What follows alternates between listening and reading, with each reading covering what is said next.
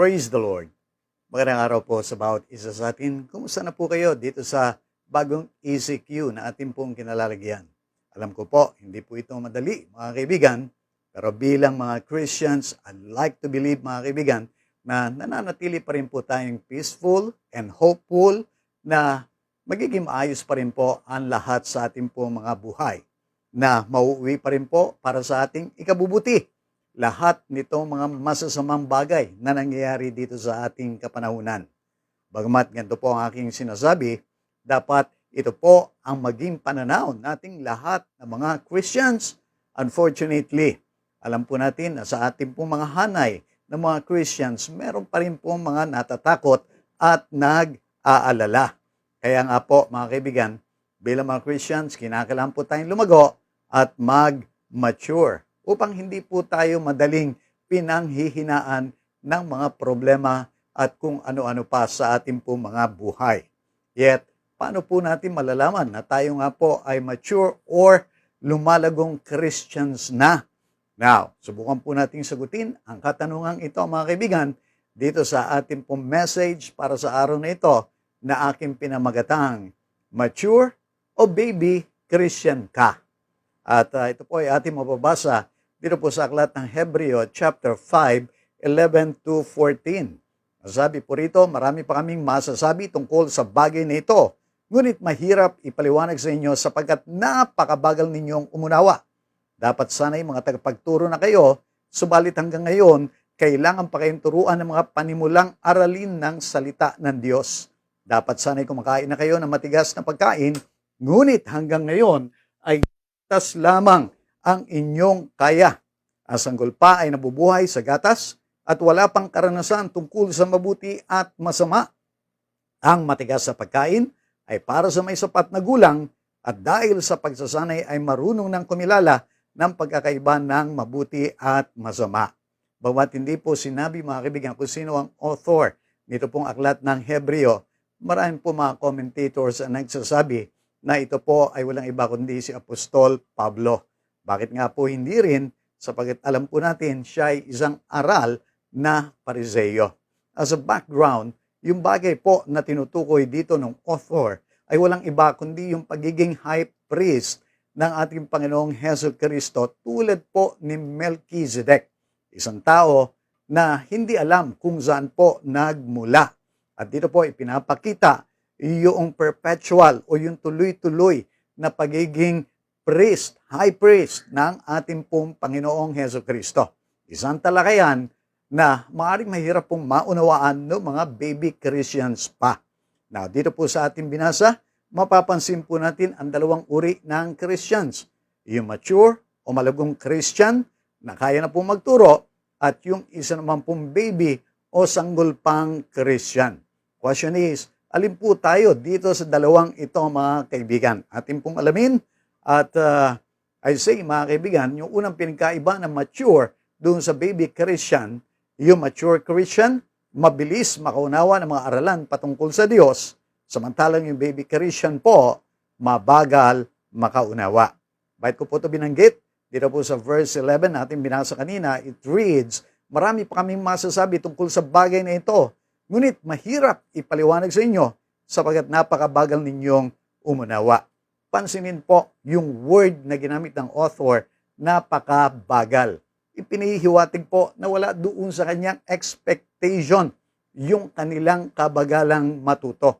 Especially when compared doon po sa mga iba niyang tinuturuan. Question is, mga kaibigan, bakit po napakabagal nilang matuto? Sila po ba ay mga bata pa? Wala po ba mga pinag-aralan? Kulang po ba sila sa mga talino at pang-unawa? Meron po ba sila mga diferensya sa kanilang mga pag-iisip? Unfortunately, hindi po ito sinabi doon sa ating text na binasa kung bakit sila napakabagal umunawa. Now, question is, what about us today mga kaibigan? Unawa rin po ba natin yung mga laman ng Biblia o napapakamot ulo na lamang din po tayo whenever we read the Bible?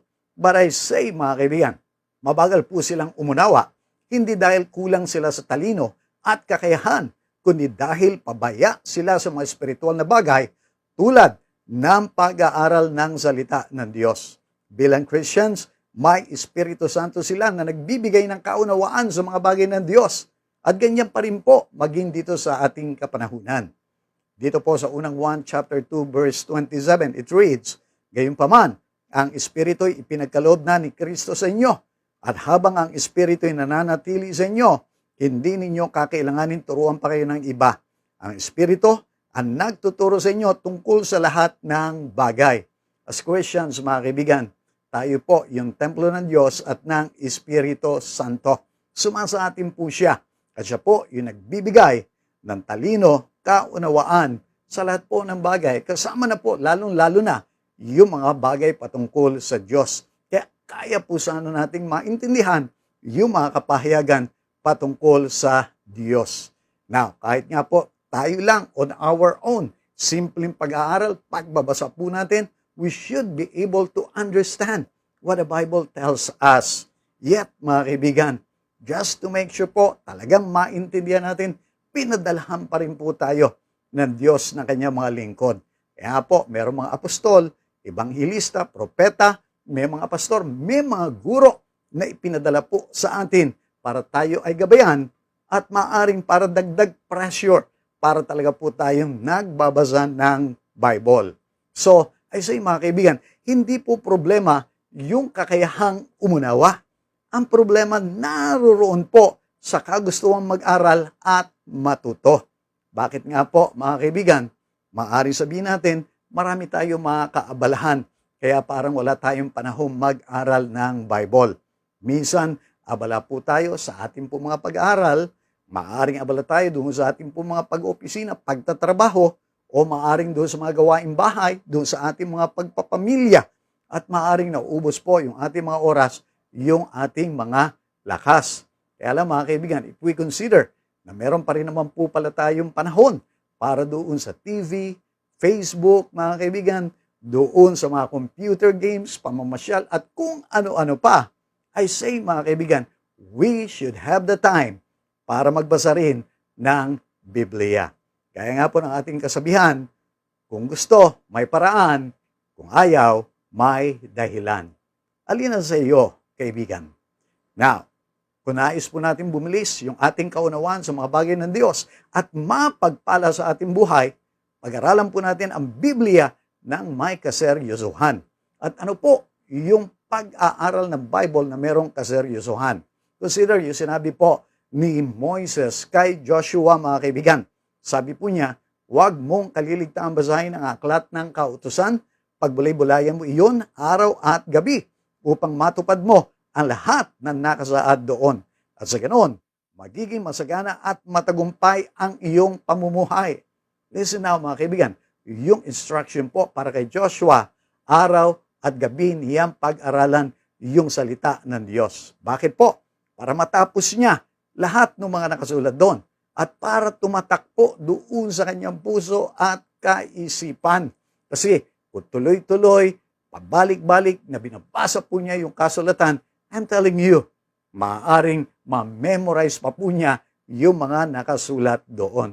And here's the good news, mga kaibigan.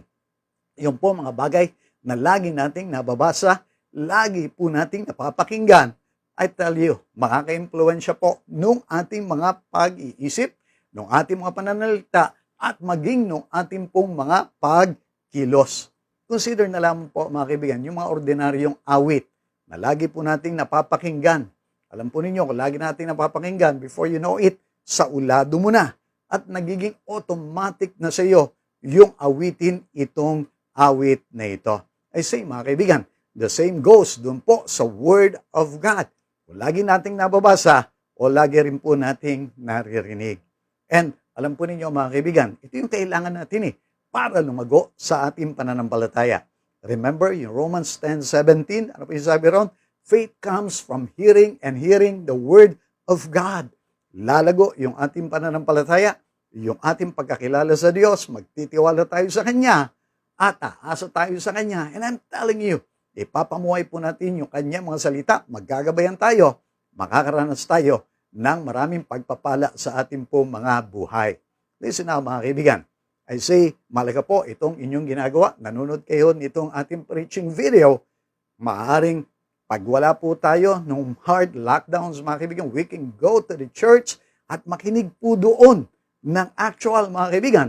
But I want us to understand, mga kaibigan, bagamat magaganda itong mga bagay na ito, they are not enough. Kinakailangan po magbasa tayo on our own, mga kaibigan. Kinakailangan po, mga kaibigan, na kumain tayo ng Word of God. Tulad nga po, doon sa natural na kainan, mga kaibigan, we do not just eat. Pag tayo po ay naroon sa handaan lamang, kahit on our own, mga kaibigan, sa sarili po natin tahanan, kumakain tayo. Dapat ganun din po sa salita ng Diyos. And understand, mga kaibigan, we can understand. Kaya po nating maunawaan yung Word of God because we have the Holy Spirit to help us understand. Amen po ba? Now, the second thing na pinagkaiba po ng mature doon sa baby Christian, yung mature Christian nakapaglilingkod na, samantalang yung baby hindi pa. Now, kung balikan po natin yung verse 12, ang sabi po ron, dapat sana yung mga tagapagturo na kayo, subalit hanggang ngayon, kailangan pa kayong turuan ng mga panimulang aralin ng salita ng Diyos. Bagamat hindi po sinabi dito sa Biblia, mga kaibigan, kung gaano tayo dapat kabilis na naglilingkod bilang mga Christian, mga kaibigan.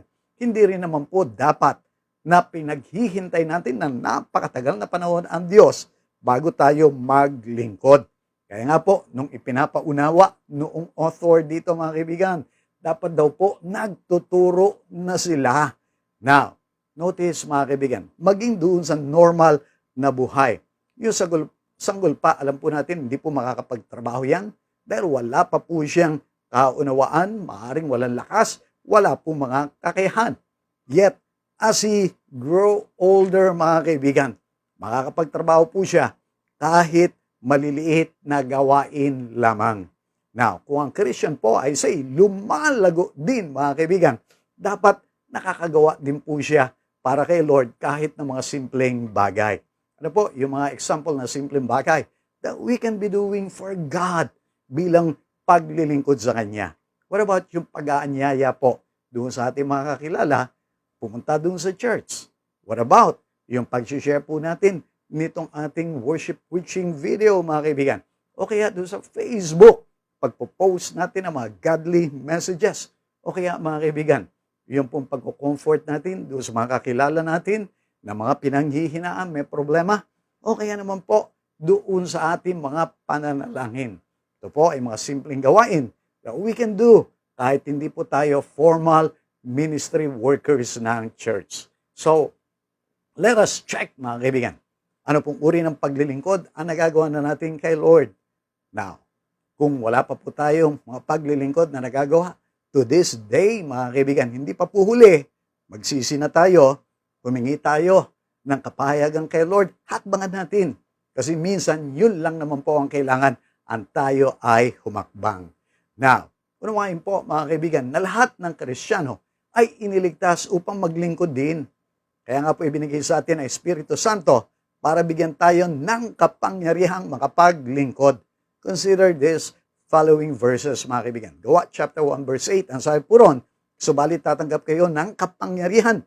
Pagbabasa nyo ng Espiritu Santo, kayo'y magiging mga saksi ko sa Jerusalem, sa buong Judea, sa Samaria, at hanggang sa dulo ng daigdig. Bagamat yan po ay ibinigay doon sa mga nauna pong mga Christians noon. I tell you, para sa atin pa rin po ito ngayon. Because there are so many people who needs to hear about the gospel of salvation through Jesus Christ. At dito po sa 1 Corinto chapter 12 verse 7, ang sabi po, ang bawat isa ay binigyan ng kaloob na naghahayag na sumasa kanya ang Espiritu para sa ikabubuti ng lahat. Listen now, mga kaibigan, as Christians na meron pong nalalaman patungkol sa ating Panginoong Jesucristo, as Christians, as people na nakaranas na po about our Lord Jesus, kaya po natin maging saksi. Ang kailangan lang po natin gawin, as a matter of fact, ipatotoo yung kabutihan, yung mga himala na ginawa ni Lord sa ating pong mga buhay. Now, other than that, mga kaibigan, consider, bilang mga spirit-filled Christians, meron po tayong mga spiritual gifts na tinanggap mula sa Espiritu Santo na siya po ay dumating sa atin. Yung iba po, mga kaibigan, binigyan ng kakayahan para magayag ng salita ng Diyos. Meron naman po mga iba, may kakayahan para magpagaling, magpalaya sa mga demonyo. Yung iba, mag-comfort ng kanila po mga kapwa. O kaya naman, may mga gifts of intercession. O kaya, gifts of giving through tithes and offerings, mga kaibigan. Meron po mga skills, abilities na binibigay ang Diyos. Kaya nga po, yung iba, magaling umawit, tumugtog, sumayaw. Yung iba naman po, binigyan ng kakayahan para mamuno at kung ano-ano pa. Listen now, mga kaibigan. As Christian, meron kang tinanggap mula kay Lord para ka makapaglingkod. Pero gaya nga rin po na sabi ni Pablo doon sa kanya mentoree na si Timoteo, sabi niya, pag-alabin mo yung mga kaloob na ibinigay sa iyo ng Diyos nang ipatong ko ang aking kamay sa iyo. Listen now, mga kaibigan, meron po kayong tinanggap din. Ang kailangan lamang gamitin po natin. Let's exercise these gifts. Amen po ba? And a good news, as we use yung mga bagay, yung mga gifts na ipinagkaloob ng Diyos sa atin, lalo pa po niya tayong pagtitiwalaan at lalo pa po tayong makakaranas ng mga kapahayagan at ng kanyang kapangyarihan. Remember, yung sinabi ni Lord, yung pagkakatiwalaan sa mga maliliit na bagay, mapagkakatiwalaan sa mga malalaking bagay. Hindi po doon sa laki o sa liit ng ating pong panimula. I tell you, mga kaibigan, it's all about our faithfulness on what we have been given. Amen po ba? Now, kahit po bagong Kristiyano ay pwede po maglingkod. At sa ating paglilingkod, mas napapabilis din ang ating paglago sa pananampalataya at buhay Kristiyano. Bakit ko po ito sinasabi, mga kaibigan? Because some people may argue, bago pa lang akong Christian, hindi ko pa kayang gawin iyan. Now, remember Paul, mga kaibigan, dito po sa Gawa chapter 9, 19 to 21, it reads, si Saulo o si Pablo ay ilang araw nakasakasama ng mga alagad sa Damasco at agad siyang nangaral sa mga sinagoga na si Jesus ang anak ng Diyos at nagtaka ang lahat na nakarinig sa kanya. Hindi ba ito ang dating umuusig doon sa Jerusalem sa mga tumatawag sa pangalan ni Jesus? Tanong nila, hindi ba't naparito nga siya upang sila dakpin at dalhing nakagapos sa mga punong pari? Listen now, mga kaibigan, ang sabi, agad siyang nangaral. Opo, maaring nabigyan siya ng konting kwento noong mga iba pong mga kasamahan niya, mga apostol, nila Pedro, nila Juan, patungkol sa ating Panginoong Hesus Kristo. At kung ano po yung tinanggap niya, he begins to share. Now, listen now, hindi man po tayo lahat maging katulad ni Pablo na nakapagturo agad. Pwede pa rin naman po tayong makapaglingkod agad kahit po doon sa mga simpleng bagay gaya ng pag-anyaya, gaya ng pag-share ng ating po mga videos. Now, the good news, mga kaibigan, ito po maganda. As we do these things, mga kaibigan, yung mga simpleng paglilingkod, mas napapabilis din po yung ating paglago. Bakit po, mga kaibigan? Kasi pag naglingkod, yung isang Christian, mas nagiging mapapanalanginin po siya. Lord, tulungan mo ko rito. Mas nagbabasa po siya ng Bible. Baka matanong ako, so I need to understand more. Mas dumadalo po siya doon sa mga pagtitipon ng mga believers at mas umiiwas din po siya doon sa mga kasalanan at mga maling tao sa kanyang buhay. At dahil napapakinabangan din po kasi siya ni Lord, mga kaibigan, I say, mas iniingatan po siya, mas pinapalago, at mas pinagpapala ni Lord. Amen po ba? At gaya nga po, nasabi doon sa Malakay chapter 3, verse 18, iba ang naglilingkod sa Diyos at doon sa hindi naglilingkod sa Kanya. Kaya po, I encourage us, maglingkod na rin po tayo kahit lang doon sa mga simple bagay, lalo na po ngayong pandemic. Share this video, post yung mga godly messages, panalangin po natin yung mga kakilala natin. Let's continue to just encourage them. Amen po ba? Now, ano po, yung pangatlo na maaaring pinagkaiba ng mature doon sa baby Christian, ay say, yung mature Christian, nagiging makadiyos na ang pag-uugali, samantalang yung baby pa makasanlibutan pa rin. Consider po yung sinabi ni Paul dito sa mga taga-Korinto. Mga kapatid, hindi ko kayo makausap bilang mga taong nagtataglay ng Espiritu Kailangan kausapin ko kayo bilang mga taong namumuhay pa ayon sa laman at mga sanggol pa sa pananampalataya kay Kristo. Gatas ang ibinigay ko sa inyo noon at hindi matigas na pagkain, sapagkat hindi ninyo kaya iyon. Subalit hanggang ngayon ay hindi pa rin ninyo kaya, sapagkat nananaig pa sa inyo ang laman. Ang inyong pag-iinggitan, pag-aaway-away ay palatandaan na makasanlibutan pa kayo at namumuhay ayon sa laman. Notice mga kaibigan, na yung mga sanggol o baby Christian ay itinuring ni Pablo na makalaman o makasanlibutan pa rin. Pansinin po ninyo, yung kanilang mga masamang pag-uugali tulad ng inggitan, nung kanilang awayan. Most probably, meron pa po silang mga ibang masasama pang mga pag-uugali na hindi na lamang po nabanggit dito ni Pablo. Ang sad news mga kaibigan, ito pong mga awayan, inggitan na ito, nakikita pa rin naman po dito sa ating kapanahunan. Even amongst us Christians, naroon din yung crab mentality. Pag may nakitang umaasenso mga kaibigan, now some people, even among Christian, pinupulaan po nila imbis na sinusuportahan. As if mga kaibigan, na sila po ay aangat pag bumagsak itong mga taong ito. Now, I say mga kaibigan, kung may ganito po tayong pag-iisip, pag-uugali, pagpapakita rin po ito ng pagiging baby Christian natin. Pag-pray po natin, mawala. Pagsisihan po natin, iwasan po natin. Now, I say, pag meron po tayong mga nakikita na pinagpapala ng Diyos, let's encourage them continuously. Pagpasalamat po natin sa Diyos at ating i-claim, Lord, ako na ang susunod. Amen po ba? Listen now mga kaibigan, I want us to understand na yung mature na Kristyano, nagiging katulad po ng ating Panginoong Hesukristo ang pagkatao. Bakit po mga kaibigan? Now, siya po yung ating model, siya po yung ating standard.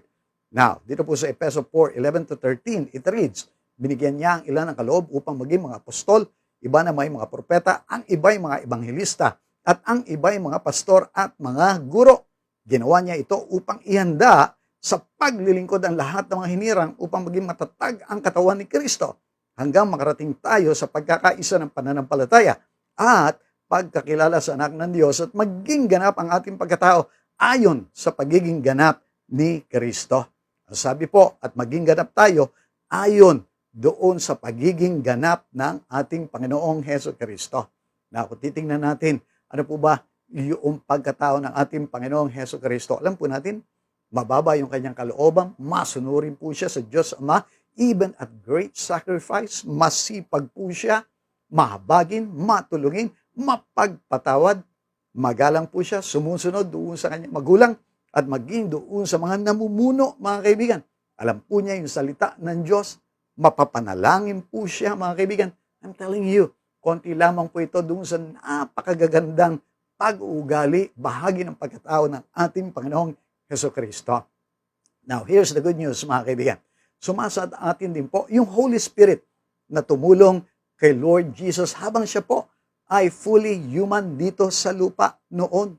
Now, other than the Holy Spirit, mga kaibigan, meron din po mga tao na ipinadala ang Diyos para tayo rin po ay gabayan, tulungan na maging katulad ng ating Panginoong Hesukristo. I just want us to understand, kailangan lamang din po natin gawin, makiisa tayo sa proseso ng Diyos sa ating po mga buhay, respetuhin po natin, sundin din natin yung mga tao na ipinagdadala niya sa ating po mga buhay, especially those na nagtuturo po at gumagabay sa atin. Amen po ba? Now, unawain din po natin na bagamat may panahong sanggol tayo sa ating buhay Kristiyano, lalago rin tayo kung iiwas tayo sa kasalanan at magpapakaabala naman sa mga espiritual na bagay.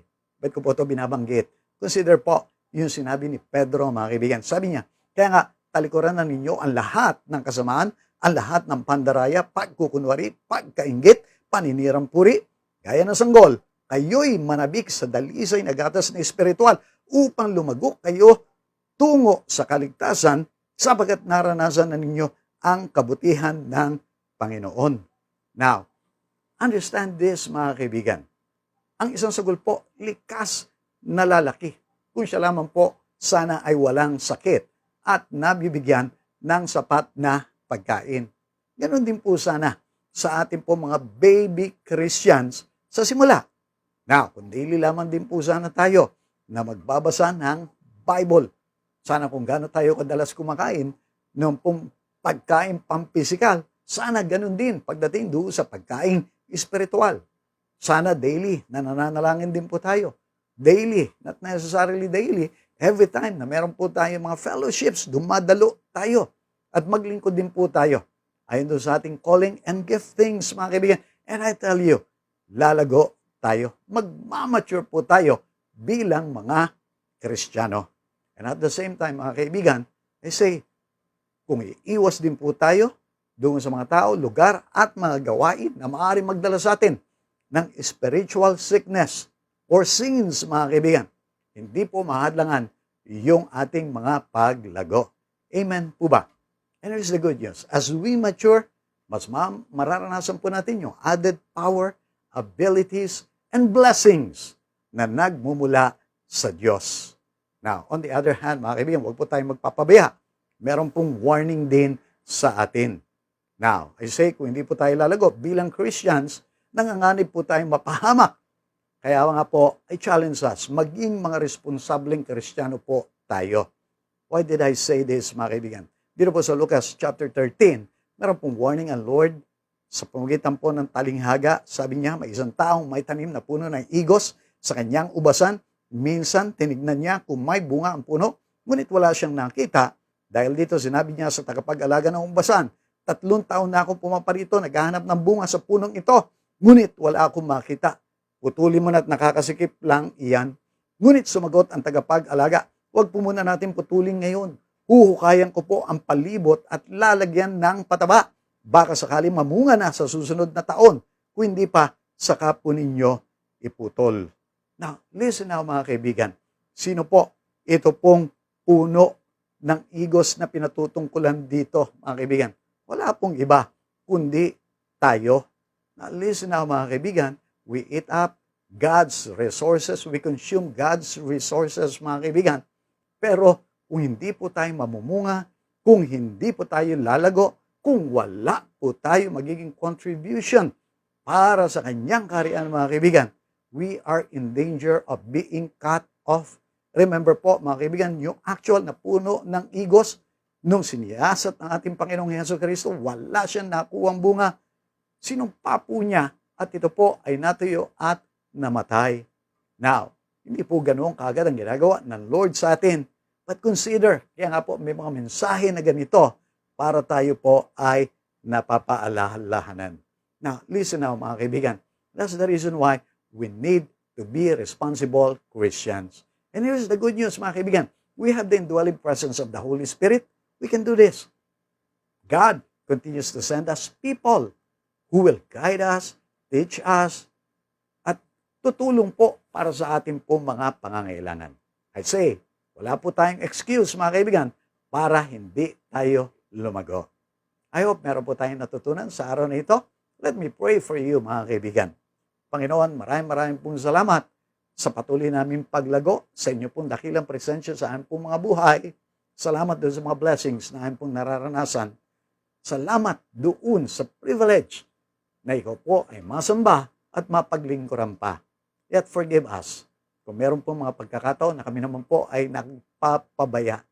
Patawarin po ninyo kami, Panginoon, O Lord, kung amin pong kinaliligtaan yung amin pong mga spiritual responsibilities. Yet, Holy Spirit, huwag po kayong umalis. Patuloy kayong manahan sa amin. Patuloy po ninyo kaming baguhin. Gawin katulad ng aming Panginoong Hesukristo. Turuan po ninyo kami, empower po ninyo kami, gabayan po ninyo kami para makapaglingkod sa Diyos. And continue to keep us safe, healthy, with all the provisions we need, lalo na po dito sa pandemic at lockdown na ito. Muli, maraming pong salamat. Sa pangalan po ninyo, Panginoong Yesus, I say, Amen, Amen. God bless everyone.